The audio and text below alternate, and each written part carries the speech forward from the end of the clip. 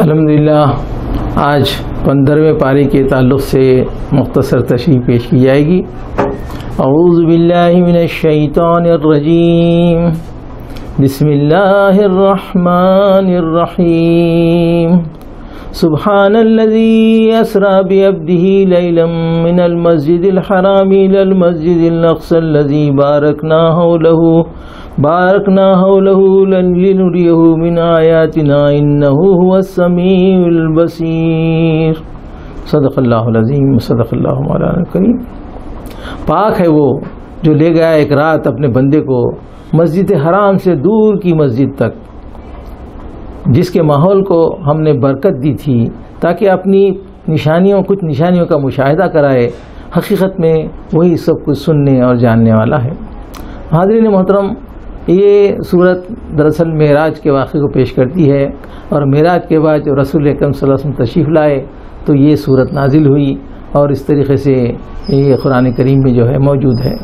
تو حاضرین محترم، اللہ تبارک تعالیٰ فرماتا ہے اس واقعے کی، چونکہ ایک ایسا واقعہ ہے جو حقیقت سے بہت دور نظر آتا ہے، لوگ یقین نہیں کر سکتے، اس لیے اللہ تبارک تعالیٰ نے اس سے پہلے اپنی پاکی بیان فرمائی، کہا کہ وہ پروردگار نے یہ کام کیا ہے، انسان اگر کرتا تو نہیں ہو سکتا، لیکن اللہ تبارک تعالیٰ جو چاہے کر سکتا ہے۔ چنانچہ اس نے ایک رات میں دور کا مقام ہے، بیت المقدس جو ہے مکے سے بہت دور ہے، تو اونٹوں پر تو کئی مہینوں کا راستہ ہوتا ہے آنے جانے کا، لیکن اللہ تبارک تعالیٰ نے رات کے ایک حصے میں ہی جو ہے یعنی مکہ سے بیت المقدس تک کا اللہ کو سفر کرایا، اللہ کے رسول کو سفر کرایا، اور اس کے بعد میں بیت المقدس سے آسمانوں کی سیر کی۔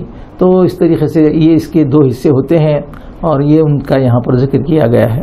تو فرمایا جا رہا ہے ہم نے اس سے پہلے موسیٰ کو کتاب دی تھی علیہ السلام کو کہ میرے سوا کسی کو اپنا وکیل نہ بنانا، تم نوح علیہ السلام کی کشتی پر جو سوار تھے ان کی اولاد ہو، کیونکہ اس وقت میں سارے انسانوں کو ختم کر دیا گیا تھا، پانی میں ہو گیا تھا۔ اس وقت جو دنیا تھی جس میں انسان موجود تھے وہ سب ختم کر دیے گئے تھے۔ اس کے بعد کشتی میں جو لوگ تھے انہی کے ذریعے سے دوبارہ اللہ تبارک تعالیٰ نے دنیا میں انسانوں کی ابتدا کی۔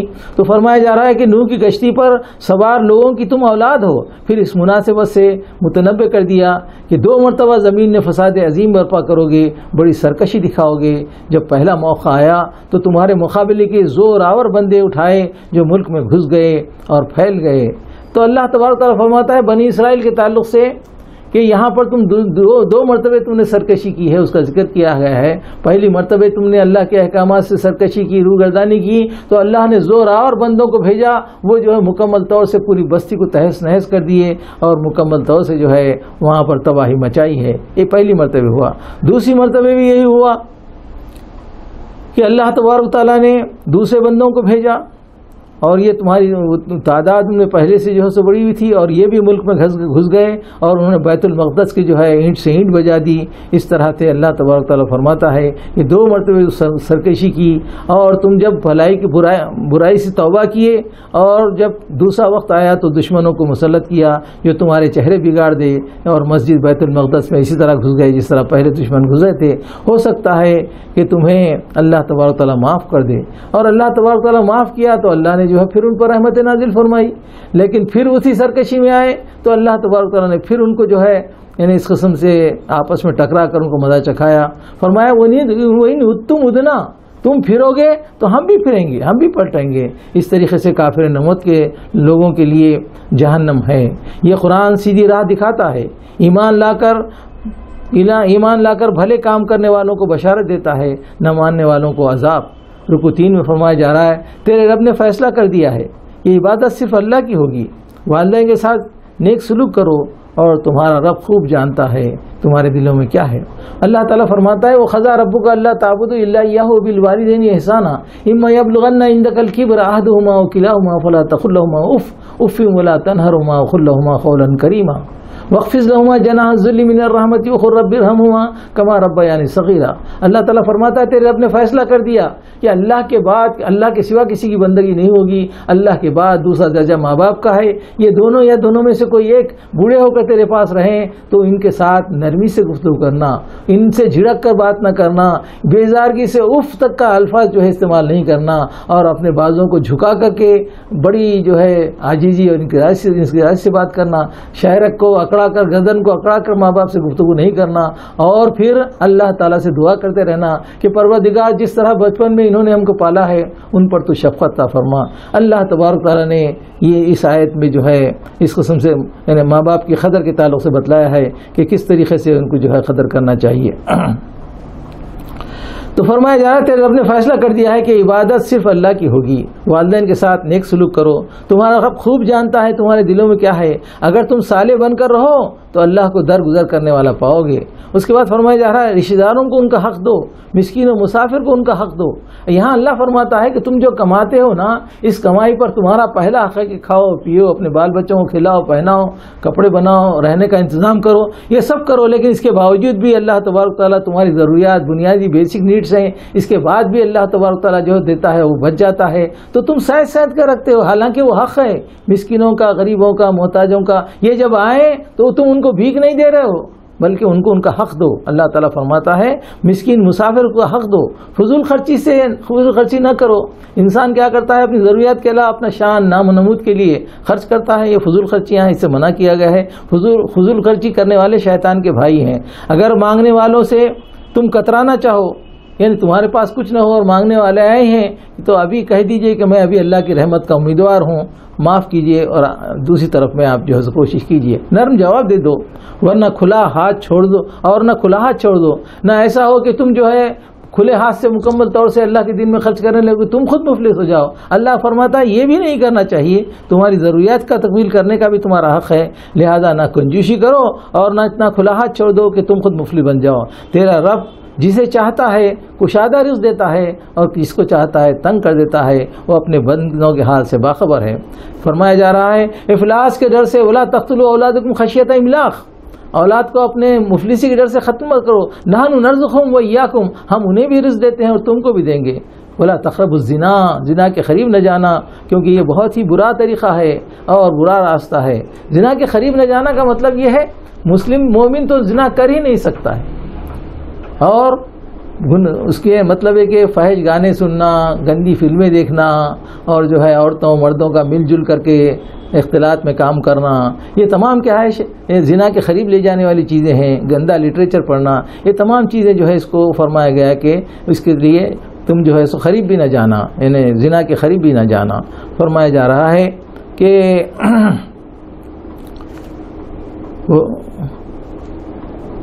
مظلوم سے کسی ظالم جو ہے بن کر کسی کو قتل کر دیے ہیں تو اس کا جو ہے قصاص دیا جائے گا، اور اس طریقے سے ہر شخص کی جان محترم ہے، کسی کو بھی تم حق کے سوا قتل نہیں کر سکتے۔ اگر تم نے ایک شخص کو قتل کیا تو گویا سارے انسانوں کو قتل کیا، ایک شخص کی جان بچائی تو سارے انسانوں کی جان بتائی، اس طرح قرآن کریم میں اللہ تعالیٰ نے فرمایا ہے۔ فرمایا گیا کہ یتیموں کے مال کے قریب بھی نہ پہنچنا، ہاں جب وہ رشد ہدایت پہ پہنچ جائیں تو ان کا مال انہیں لوٹا دینا۔ دیکھو جب تم وعدہ کرو اسے تو وعدے کی پابندی کرنا اور عہد کی پابندی کرو، ورنہ قیامت کے دن اس کا جواب دینا ہوگا۔ تول رہے ہو، لین دین کر رہے ہو تو کانٹے کو سیدھا رکھو، اور اس طریقے سے جو ہے صحیح طریقے سے ایمانداری سے تولو کرو، اور کسی کے پیچھے نہ پڑو وہ کیا کر رہا ہے، کہاں سے کما رہا ہے، اس کا طریقہ کیا ہے۔ تمہیں اپنی فکر کرنی چاہیے، دوسروں کی فکر نہیں کرنا چاہیے۔ اکڑ کر نہ چلو زمین میں، کیونکہ تمہارے اکڑنے سے نہ زمین جو ہے دھس سکتی ہے، نہ پہاڑوں کی بلندی کم ہو سکتی ہے۔ یہ تمام جتنے امور بتلائے گئے ہیں وہ اس کے اچھے پہلو اللہ تبارک تعالیٰ کو پسند ہے، اور اس کے الٹ جو پہلو ہیں وہ اللہ تبارک تعالیٰ کو ناپسند ہے۔ تو فرمایا جا رہا ہے تو اس طریقے سے رات کو اللہ تبارک تعالیٰ نے بے نور بنایا، دن کو روشن بنایا، تاکہ اللہ کا فضل تلاش کرو۔ قیامت کے دن ہر ایک کو اس کا نام اعمال دیا جائے گا۔ اللہ تعالیٰ فرماتا ہے کہ ہم نے تم کو پیدا کر کے چھوڑ نہیں دیا ہے، تمہارے دونوں بازوؤں پر ہم نے دونوں فرشتے رکھے ہیں، کرامن کاتبین یعلمون ما تفعلون، جو کچھ بھی تم کرتے ہو مکمل جانتے ہیں، اس کو مکمل منضبط کر رہے ہیں، لکھ رہے ہیں، اور یہ نام اعمال ایک ایک دن ایک ایک ورق لکھا جاتا رہتا ہے، یہاں تک کہ پوری کتاب زندگی ختم ہو جاتی ہے، انسان مر جاتا ہے تو یہ نام اعمال یا تو علین میں رکھا جاتا ہے نیکوکاروں کے دفتر میں، یا سجین میں رکھا جاتا ہے بدکاروں کے دفتر میں، اور اس طریقے سے سارے انسان جو دنیا میں آ رہے ہیں ان کا یہ نام اعمال تیار ہو رہا ہے۔ اور جب قیامت کے دن اللہ تبارک تعالیٰ ہوگا, عرش پر جلوہ افروز ہوگا, سارے انسان دوڑ دوڑ کر خدا کی بارگاہ میں جمع ہو جائیں گے. ابتدا سے لے کر کے آخری تک کے جتنے انسان اس دنیا میں آئے ہیں وہ سب کے سب اللہ کے حضور جمع ہو جائیں گے. تو اس وقت اللہ تعالیٰ فرمائے گا اقرا کتابک کفی بنفسک اليوم علیک حسیبا, پڑھ اپنی کتاب زندگی, آج تو اپنا حساب لینے کے لیے خود کافی ہے. تو اس طریقے سے اللہ تبارک تعالیٰ فرما رہا ہے کہ نام اعمال تمہارا تیار ہو رہا ہے, لہذا متنبع کر دیا گیا کہ تم یہ غلط فہمی میں نہ رہنا کہ اس طریقے سے تم جو چاہے کرتے رہو گے. اللہ تبارک تعالیٰ مکمل طور سے جو ہے تم پر نگرانی کر رہا ہے, اور اس طریقے سے اللہ تبارک تعالیٰ فرماتا ہے کہ تم جو ہے اقرا کتابک کفی بنفسک اليوم علیک حسیبا. راست روی اختیار کرے گا تو اسی کے لیے بہتر ہے, اور جو غلط راستہ اختیار کرے گا اس کا وبال گمراہی کا اسی پر ہوگا, کوئی کسی کا بوجھ نہیں اٹھائے گا. فرمایا جا رہا ہے عذاب سے پہلے خبردار کر دینے والے بھیج جاتے ہیں, پہلے خوشحالی لوگوں کو آتی ہے, نافرمانیاں کرنے لگتے ہیں, تب عذاب کا فیصلہ چشمہ ہو جاتا ہے. یہ اللہ تعالیٰ کا اصول ہے کہ اللہ تبارک تعالیٰ انہیں نصیحت کو بھیجتا ہے, پیغمبروں کو بھیجتا ہے, اور یہ جو ہے جب نہیں مانتے ہیں تو ان پر مصیبت آتے ہیں, خیت آتے ہیں, مختلف وبائیں آتی ہیں, تو اس کے باوجود بھی اللہ کی طرف نہیں پڑھتے ہیں تو اللہ تعالیٰ خوشحالی کے دروازے کھول دیتا ہے, خوشحالی میں مگن رہتے ہیں, ایک پنجے قدرت حرکت میں آتا ہے اور انہیں دبوچ لیا جاتا ہے. یہ اللہ تبارک تعالیٰ کا طریقہ ہے. اس طریقے سے فرمایا جا رہا ہے کہ عذاب کا فیصلہ اللہ تبارک تعالیٰ چشمہ کر دیتا ہے. نوح علیہ السلام کے بعد کتنی بستیاں ہیں ہلاک ہوئی ہیں ہمارے حکم سے, وہ باخبر ہے, سب کچھ دیکھ رہا ہے. جو کوئی اس دنیا میں جلدی ہونے والی چیزیں مانگتا ہے, جلدی ہونے والا فائدہ مانگتا ہے, اللہ اس کو یہیں دیتا ہے, اور جو آخرت کا مانتا ہے تو اللہ تبارک تعالیٰ اس کو دنیا میں بھی دیتے ہیں اور آخرت میں عطا فرماتے ہیں, اور اس کی صحیح اور جو یعنی کوشش بھی کرتا ہے اللہ تبارک تعالیٰ دونوں مقامات پر اس کو اپنی نعمتیں نوازتے ہیں. تو حضرت محترم اس طریقے سے اللہ تبارک تعالیٰ نے یہاں پر ان تمام چیزوں کو بتلایا ہے, اور پھر فرمایا جا رہا ہے کہ دیکھو اے نبی صلی اللہ علیہ وسلم میرے بندوں سے کہہ دو کہ بہترین بات منہ سے نکالیں, شیطان تمہارا کھلا دشمن ہے, تمہارا رب تمہارے حال سے خوب واقف ہے, وہ چاہے تو تم پر رحم کرے یا عذاب دے. خدا کے سوا تم جن کو پکارتے ہو نہ تم سے کوئی تکلیف کو ہٹا سکتے ہیں اور نہ بدل سکتے ہیں, وہ خود رب کے حضور رسائی کا وسیلہ تلاش کرتے ہیں, لہذا خدا کے سوا کسی اور سے نہ مانو. اللہ کے نوشتے میں لکھا ہے کہ کسی بستی کو ہلاک کریں یا عذاب دیں, یہ سب کچھ اللہ تبارک تعالیٰ پہلے سے لکھ کر موجود رکھا ہے. نشانیاں موجود ہیں. سمود کے تعلق سے کہ اونٹنی کو جس طرح انہوں نے مار ڈالا اس کا ذکر کیا, بتلایا گیا کہ نشانی طلب کیے تھے اور جب نشانی دی تو اس نشانی کو انہوں نے مار ڈالا, اللہ کا عذاب آیا اور دنیا سے جو ہے نیست و نابود ہو کر کے رہ گئے. نشانیاں تو اس لیے بھیجی جاتی ہیں کہ لوگ ڈریں, تیرا رب ان سب کو گھیر رکھا ہے. دوزخ کا درخت زخم ان لوگوں کے لیے فتنہ بن گیا ہے. اللہ تبارک تعالیٰ نے فرمایا ہے کہ دوزخ میں جو کھاجا ہوگا وہ لوگوں کو کھانے کے لیے وہ زخم کا درخت ہوگا. تو لوگ ٹھٹا مار کے ہنسنے لگے کہ دوزخ میں آگ ہے تو آگ میں کوئی پودا کیسے ہو سکتا ہے. اس طریقے سے جو ہے یعنی وہاں پر انہوں نے بتلایا, مذاق کیا ہے. تو اللہ تبارک تعالیٰ فرماتے ہیں کہ اللہ تبارک تعالیٰ کی رحمت سے, اس کی قدرت سے لوگ ناواقف ہیں, اس لیے اس قسم کی گفتگو کرتے ہیں. تو دوزخ کا جو درخت زخم ہے لوگوں کے لیے فتنہ بن گیا. قصہ آدم بتلایا گیا کہ کس طریقے سے آدم علیہ السلام کی پیدائش ہوئی, کس طریقے سے اللہ تبارک تعالیٰ کے امتحان ہوا اور کس طریقے سے دنیا میں بھیجے گئے. اس کو پھر سے یہاں قرآن کریم میں بار بار آدم علیہ السلام کے قصے کو بیان کیا جاتا ہے, ہر مقام پر ایک نئے رنگ سے, نئے ڈھنگ سے, تاکہ اس سے جو ہے سبق حاصل کریں. میرے بندوں پر یعنی جب شیطان کو اللہ تبارک تعالیٰ نے حکم دیا تو کہا کہ میرے بندوں پر تیرا اختیار نہیں چلتا ہے, میرے بندوں پر تیرا اختیار نہیں چلتا ہے. اور مکمل طور سے اللہ تبارک تعالیٰ نیک بندوں کی جو حضور رہنمائی فرماتا ہے. فرمایا جائے کہ انسان واقعی ناشکرہ ہے. کیا اس بات سے بے خوف ہو گئے ہیں کہ خشکی یا تری میں زمین میں دھسا دیں, یا پتھروں کی بارش کر دیں, آندھی بھیج دیں, یا پھر سمندر میں تم کو دوبارہ لے جائیں, سخت طوفانی ہوا بھیج دے, غرق کر دے. ہم نے اپنی مہربانیاں بندوں پر کی ہے. بنی آدم کو خشکی اور تری میں سواریاں دی ہیں, رزق دیا ہے, مخلوق میں نمایاں جو ہے ان کو حیثیت دی ہے.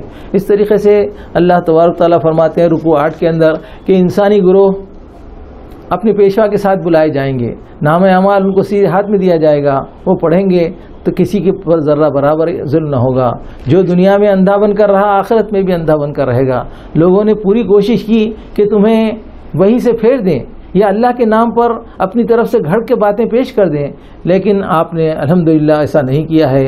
اگر آپ ایسا کرتے ان کو وہ دوست بنا لیتے، لیکن اگر آپ ایسا کرتے تو ہم تمہیں دوہرے عذاب کا مزہ چکھاتے۔ اس طریقے سے اللہ تبارک تعالیٰ نے نبی کو بھی فرمایا ہے کہ یہ غلط راہ روی سے جو ہے کوئی بچ نہیں سکتا ہے۔ یہ لوگ اس پر تلے ہوئے ہیں کہ آپ کو سرزمین سے نکال دیں، ایسا کریں گے تو وہ بھی یہاں ٹھہر نہیں سکیں گے۔ رکوع 9 میں فرمایا جا رہا ہے نماز قائم کرو زوال آفتاب سے پہلے، نماز قائم کرو صبح میں اور زوال آفتاب سے پہلے، اور رات کے اندھیرے میں جہاں تک کہ فجر کی نمازیں، یہ تمام چیزیں جیسے بتلائی گئی ہیں۔ قرآن کا التزام کرو، تہجد کی نماز پڑھو، یہ تمہارے لیے نفل ہے، بعید نہیں کہ اللہ تمہیں مقام محمود پر فائز کر دے۔ دعا کرو سچائی کے ساتھ جہاں سے لے جا اور سچائی کے ساتھ جہاں سے نکال، یعنی اللہ تبارک تعالیٰ سے دعا کیا ہے رب ادخلنی مدخل صدق واخرجنی مخرج صدق واجعلنی من لدنک سلطانا نصیرا۔ یہ دراصل ہجرت سے پہلے اللہ تبارک تعالیٰ نے اپنے نبی سے دعا کروائی ہے کہ اللہ جہاں سے نکال سچائی کے ساتھ نکال، اور جہاں پہنچا سچائی کے ساتھ پہنچا، اور اپنی طرف سے ایک اقتدار کو ہمارا یعنی پشتیبان بنا دے، یعنی حکومت عطا فرما، تاکہ وہاں پر جو ہے اللہ کے احکامات کو جاری کرنے کا موقع ملے۔ اور اس طریقے سے انہوں نے دعا کی اعلان حق ہے، اعلان کر دو کہ حق آ گیا ہے، باطل مٹ گیا ہے۔ باطل تو مٹنے ہی والا ہے۔ قرآن میں جو کچھ نازل ہوا ہے وہ ماننے والوں کے لیے شفا اور رحمت ہے، مگر ظالموں کے لیے خسارے کے سوا کچھ نہیں ہے۔ فرمایا جا رہا ہے اللہ تبارک تعالیٰ نے نعمت عطا کرتا ہے، دولت عطا کرتا ہے تو خوب عطا کرتا ہے، پیٹ موڑ لیتا ہے، مصیبت سے دوچار ہوتا ہے تو مایوس ہو جاتا ہے، اور مایوس ہو جاتا ہے۔ ہر ایک عمل کر رہا ہے اور تیرا رب ہی جانتا ہے کون سیدھی راہ پر ہے اور کون غلط ہے۔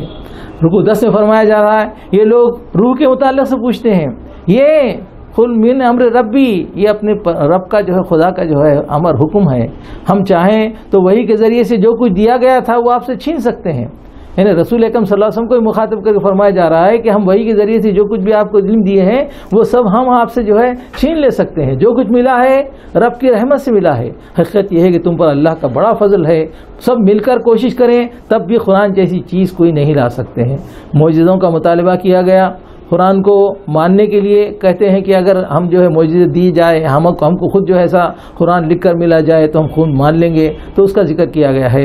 زمین کو پھاڑ کر چشمے لا دو، کھجوروں کا باغ اور نہریں ہو جائے، آسمان کے ٹکڑے ٹکڑے کر کے گرا دو، خدا اور فرشتوں کو رو دکھا دو، سونے کا ایک گھر آسمان تمہارے لیے ہو اور آسمان پر چڑھ کر ہمارے لیے کوئی تحریر لا دو۔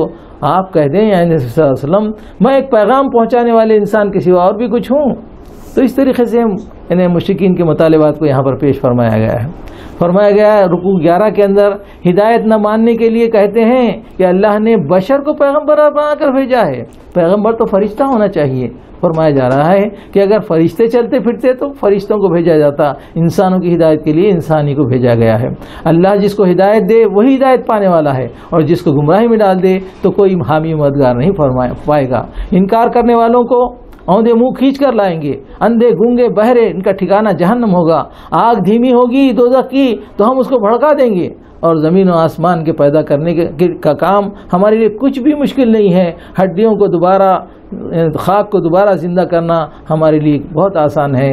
رحمت کے خزانے اگر تیرے قبضے میں ہوتے تو خرچ کرنے کے اندیشے روک لیتے۔ واقعی اللہ بہت کشادہ دست ہے اور انسان اس کے بالمقابلے میں بہت تنگ دل ہے۔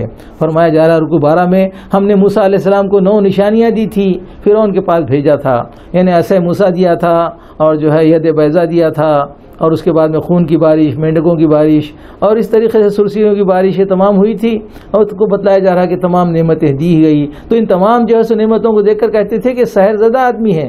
موسیٰ علیہ السلام نے کہا تو شامت زدہ آدمی ہے۔ فرعون نے موسیٰ علیہ السلام کو اکھاڑ پھینکنے کا ارادہ کیا تو اس نے اپنے ساتھیوں کو جو ہے لے کر کے اللہ تبارک تعالیٰ نے اس کو غرق کر دیا۔ قرآن حق کے ساتھ نازل کیا گیا ہے تاکہ اس کے ذریعے سے خوشخبری دیں یا متنبع کر دیں۔ اس قرآن کو ہم نے تھوڑا تھوڑا کر کے نازل کیا ہے۔ جن لوگوں کو علم دیا گیا ہے جب انہیں قرآن سنایا جاتا ہے تو منہ کے بل سجدے میں گر جاتے ہیں، پکار اٹھتے ہیں پاک ہے پروردگار، ان کا خشوع و خضوع بڑھ جاتا ہے۔ ایت سجدہ ہے یہاں پر۔ اے نبی صلی اللہ علیہ وسلم اللہ کو کسی نام سے پکارو، اس کے سب اچھے نام ہیں۔ نماز درمیانی آواز میں پڑھو، نہ زیادہ زور سے نہ زیادہ آہستہ، اور اللہ کی تعریف کرو، فرمایا جا رہا ہے اس خدا کے لیے جس نے کسی کو بیٹا نہیں بنایا، بادشاہی میں اس کے سوا کوئی حقدار نہیں، کوئی شریک نہیں ہے، وہ اور نہ وہ عاجز ہے اور نہ اس کا کوئی پشتیبان ہے کہ اس کمال درجے کی بڑائی بیان کرو اللہ کی۔ صدق اللہ العظیم۔ اس طریقے سے یہاں پر سورہ بنی اسرائیل ختم ہوا، سورہ کہف شروع ہوتا ہے اللہ کے نام سے جو بے انتہا مہربان اور رحم فرمانے والا ہے۔ تعریف اللہ کے لیے ہے جس نے اپنے بندے پر یہ کتاب نازل کی ہے جس میں کوئی ٹیڑھ نہیں ہے، سیدھی بات ہے، سیدھی بات بتانے والی کتاب ہے، سخت عذاب سے خبردار کر دینے والی ہے، ایمان لا کر نیک عمل کرنے والوں کو خوشخبری دینے والی کتاب ہے، اور اس سے خلاف کرنے والوں کو ڈرانے والی کتاب ہے۔ ان لوگوں نے جنہوں نے کہا کہ اللہ نے کسی کو بیٹا بنایا ہے، بغیر ان کے جھوٹ کہتے ہیں۔ فرمایا جا رہا ہے فَلَعَلَّكَ بَاخِعٌ نَفْسَكَ عَلَىٰ آثَارِهِمْ إِن لَّمْ يُؤْمِنُوا بِهَٰذَا الْحَدِيثِ أَسَفًا۔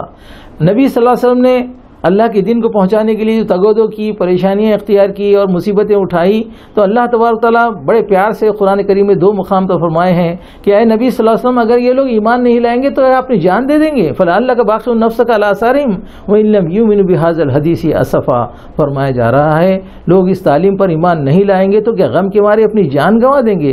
زمین کو زینت دی اللہ تبارک تعالیٰ نے تاکہ آزمائے کہ کون بہتر عمل کرتا ہے، پھر ہم چٹیل میدان بنا دینے والے ہیں۔ کیا تم غار والوں کو ہماری کوئی بڑی عجیب نشانی سمجھتے ہیں؟ وہ چند نوجوان تھے جو غار میں پناہ گزین ہوئے تھے اور کہا کہ پروردگار ہم پر رحمت خاص نوا دے، ہمارا معاملہ درست کر دے، تو ہم سال تک ان کو ہم نے سلا دیا۔ اس طریقے سے سورہ کہف کا معاملہ چل رہا ہے۔ اللہ تبارک تعالیٰ نے کس طریقے سے یعنی ان لوگوں کا معاملہ کیا ہے اس کو بتلایا جا رہا ہے۔ رکوع 2 میں فرمایا جا رہا ہے ہم تمہیں ان کا اصل قصہ سناتے ہیں۔ وہ چند نوجوان تھے، اپنے رب پر ایمان لائے اور ہم نے ان کو ہدایت دی، ہدایت بخشی۔ انہوں نے آپس میں کہا کہ ہماری قوم تو رب کائنات کو چھوڑ کر دوسرے خدا بنا بیٹھی ہے، آخر دلیل کیوں نہیں لاتی؟ آخر اس شخص سے بڑا ظالم کون ہوگا جو اللہ پر جھوٹ باندھے؟ جب ان معبودان غیر اللہ سے بے تعلق ہو چکے تو کہا کہ چلو فلاں غار میں چل کر پناہ لیتے ہیں، تمہارا رب ہی اپنے رحمت سے سر و سامان مہیا کرے گا۔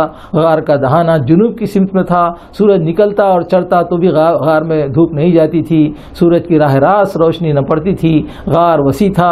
بے شک اللہ تعالیٰ جسے چاہتا ہے اسے جو ہے ہدایت دیتا ہے۔ تو اس طریقے سے ان کا حال یہ بتایا گیا تھا، اس غار کا تم انہیں دیکھ کر سمجھتے کہ وہ جاگ رہے ہیں، حالانکہ وہ سو رہے تھے، ہم انہیں دائیں بائیں کروٹ دلاتے رہتے تھے۔ ان کا کتا غار کے دہانے پر ہاتھ پھیلائے بیٹھا تھا، ایک دہشت والا منظر نظر آ رہا تھا۔ فرمایا گیا جب ہم نے انہیں اٹھا کر بٹھایا تو آپس میں پوچھ کر بیٹھے، کہو کتنی حال میں رہے؟ شاید کہ دن یومن و بعض یوم، ایک دن یا اس کا کچھ حصہ رہے ہوں گے۔ بولے اللہ ہی بہتر جانتا ہے کہ ہمارا کتنا وقت اس حال میں گزرا ہے۔ اور انہوں نے ایک شخص کو چاندی کا سکہ دیا اور کہا کہ جاؤ اور ہمارے لیے بڑی ہوشیاری سے کام کرنا، اور کہیں ہتھے چڑھ گئے تو سنساری کر ڈالیں گے، لہذا کھانا لانے کے لیے انہوں نے بھیجا۔ پھر اور جو فرمایا گیا کہ اگر ہم ان کے ہتھے چڑھ گئے تو پھر ہم جو ہے واپس ملت میں جانا پڑے گا، جو ہم کبھی نہیں کر سکتے ہیں۔ اس طرح ہم نے ان کو فلاح سے جو ہے نوازا۔ اس طرح جب وہ شہر والوں کا علم ہوا کہ بھئی چاندی کا سکہ لایا ہے ایک شخص اور بہت پرانے زمانے کا محسوس ہوتا ہے، تو اس طریقے سے بات تمام پھیل گئی اور لوگوں کو معلوم ہو گیا کہ بھئی دراصل یہ اللہ تبارک تعالیٰ نے ان لوگوں کو اصحاب کہف کو سلایا تھا اور ان کا معاملہ ہوا تھا۔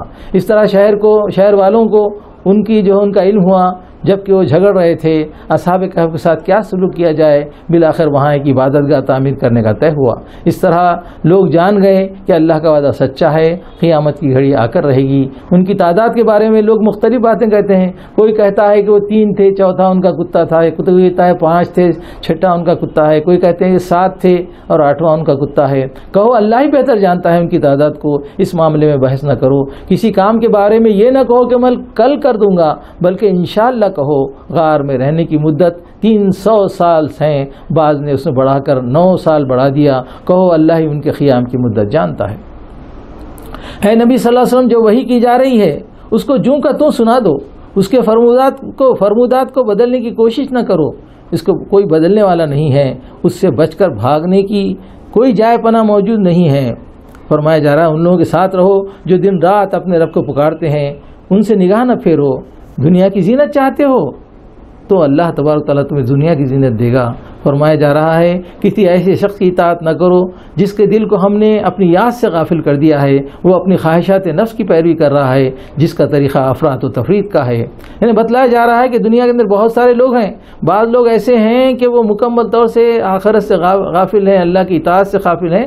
ایسے لوگوں کی خواہشات کی پیروی نہ کرنا، ورنہ تم بھی جو اس میں شامل ہو جاؤ گے، جس کا طریقہ افراط و تفریط کا ہے۔ صاف کہہ دو حق آ گیا ہے، جس کا جی چاہے مان لے اور جس کا جی چاہے انکار کر لے۔ انکار کرنے والوں کے لیے آگ کی لپیٹ گھیرے میں لے چکی ہے۔ وہ پانی پانی مانگ رہے ہیں تو تلچھٹ جو ہے پگھلا ہوا پانی جو ہے ان کو دیا جائے گا، جو ان کا منہ بھون ڈالے گا۔ اور فرمایا جا رہا ہے اللہ کو مان کر نیک عمل کرنے والوں کے لیے سدا بہار جنتیں ہیں، جن کے نیچے نہریں بہتی ہوں گی، سونے کے کنگن ہوں گے، ریشم و اطلس کے لباس ہوں گے، اونچی مسندوں پر تکیہ لگائے بیٹھیں گے، بہترین اجر ہے، اعلیٰ درجے کی جائے مقام ہے۔ رکوع 5 میں فرمایا جا رہا ہے مثال ان دو اشخاص کی ہے کہ ایک کو 2 باغ دیے گئے تھے، کھجوروں کے درختوں کی باڑ لگی ہوئی تھی، درمیان میں کھیتی تھی، دونوں باغ خوب پھل پھولے۔ ایک دن اس نے ہمسائے سے بولا میں تجھ سے زیادہ مالدار ہوں، نفری تعداد یعنی لوگوں کی تعداد، آدمیوں کی تعداد میرے پاس زیادہ ہے۔ پھر وہ اپنی جنت میں داخل ہوا اور کہنے لگا میں نہیں سمجھتا یہ دولت کبھی فنا ہوگی، کبھی قیامت آئے گی، اور مجھے توقع ہے کہ قیامت آئے گی، وہاں بھی میں پلٹا گیا تو بہت اچھی طریقے سے نوازا جاؤں گا، کیونکہ یہاں پر اللہ نے دیا ہے تو وہاں پر بھی تمام دولت کے ساتھ نوازا جاؤں گا۔ اس کے ہمسائے نے کہا کیا کفر کرتا ہے اس ذات سے جس نے تجھے مٹی سے پیدا کیا، نطفے سے پیدا کیا، تو اس کے ساتھ کسی کو شریک نہیں کرنا چاہیے تھا، تو اپنے باغ میں داخل ہوا تو کیوں نہ کہا اللہ ماشاء اللہ لا قوت ولا الا باللہ، اللہ تبارک تعالیٰ جو چاہا تو ملا ہے، اس کے سوا کوئی قوت والا نہیں ہے، ایسا کیوں نہیں کہا؟ اگر تو مال اور اولاد میں مجھ سے بڑا ہوا ہے تو میرا رب تیری جنت سے اچھی جنت مجھے عطا کرے گا، تیرے باغ سے بہترین باغ عطا فرمائے گا، اور جو ہے تیرے باغ پر آسمان سے کوئی آفت لا سکتی ہے یا اللہ پانی زمین میں اتار دے سکتا ہے۔ بالآخر سارا ثمرہ مارا گیا اور اس کی تمام چیزیں دیکھتے دیکھتے ختم ہو گئی۔ رکوع 6 میں فرمایا جا رہا ہے اے نبی اس مثال سے سمجھاؤ، آسمان سے پانی برستا ہے تو زمین خوب گھنی ہو جاتی ہے اور پھر بھس بن کر رہ جاتی ہے۔ یہ مال اور اولاد دنیا کی زندگی کا سامان ہے، باقی رہ جانے والی نیکیاں تیرے اللہ کے پاس ہے۔ قیامت ہوگی اور وہ تمہارے سامنے صف در صف پیش کر دیے جائیں گے، تو اللہ تبارک تعالیٰ کے سامنے صف در صف پیش کر دیے جائیں گے۔